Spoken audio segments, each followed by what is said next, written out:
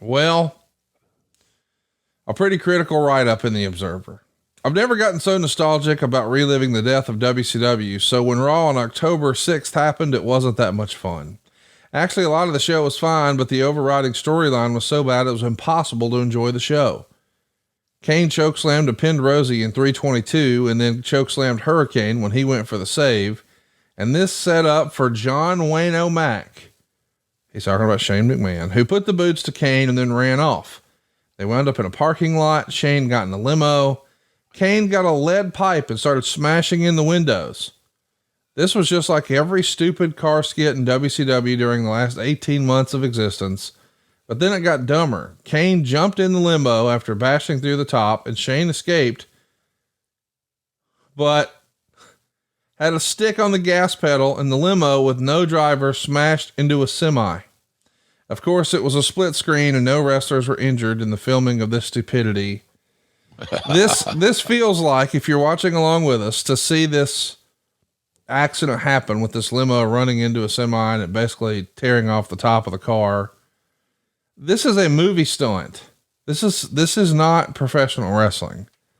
And I'm curious, as a guy who sort of grew up in the cowboy territory era, what'd you think of this? Is this one of those deals where you just have to say, well, it's evolving, it's sports entertainment, it's part of the show, or did you hate it then, now, forever together? Pretty much, didn't like it. Yeah. I thought we'd gone too far with it. When it was fresh and new and those stunts were new and fresh, I get it. But we did so much of it, it became old hat to me. And when it became predictable and so forth, then to me, that's a little too much. And I thought that we had gone far enough with the Hollywood-like stunts and like that we're seeing right now on the screen. Well, not only that, but then they pull a bloodied Kane out of the limo, and you and Jerry Lawler are having to sell it like it's a life or death situation. And Jerry eventually says Kane's alive, but he's in critical condition. How do we know that?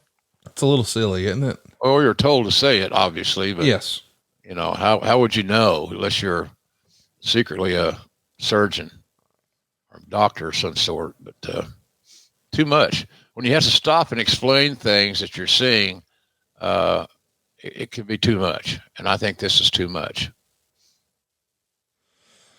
Goldberg and Mark Henry have their match. It ends in a DQ, when Rodney Mack interferes. Shawn Michaels comes in for the save. It's a mess. How do you get Goldberg over, Conrad, if you can't beat somebody? That's what I was going to say. Respectfully, why not just beat Mark Henry if you're building him towards the main event? Mark wouldn't have mind. Mark's a pro. Yes. Mark had been fine with it. Yes. But it took the sauce out of the dish a little bit. I didn't have enough barbecue sauce on my ribs to make me happy. And that's kind of what this was in a loosely spoken way. A lot of folks have been under the impression and have just sort of stated it as if it were fact. You were there.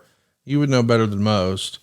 What do you make of the criticism that people have about the way some of these WCW talent were booked, where people say, oh, Vince just didn't push it because it wasn't his creation? That's what fans online say. Did you feel that way at the time?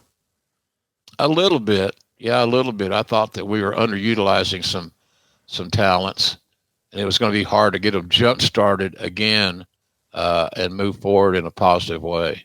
So, but it seemed that way. It seemed that some of the WCW guys were weren't even getting the benefit of the doubt as far as, can you get over?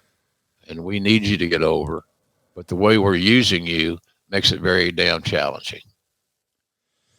This era of WWE is really car obsessed. I mean, we just talked about the limousine accident. Well, the next week there's a mystery man trying to run Goldberg over with a car. This is the same story we told with Stone Cold.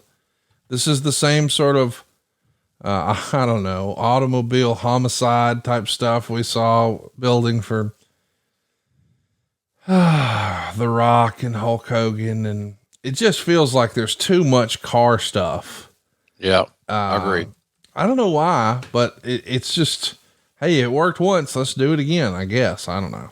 That's been one of the curses of pro wrestling. Is it worked once, well, hell, we can just do it again. Right. Just repeat it. And it doesn't work that way. audience wants new things and new stuff, and we left the ring for copious amounts of time to pull off these stunts, and we were away from the ring. They weren't wrestling, so I was a big fan of that era.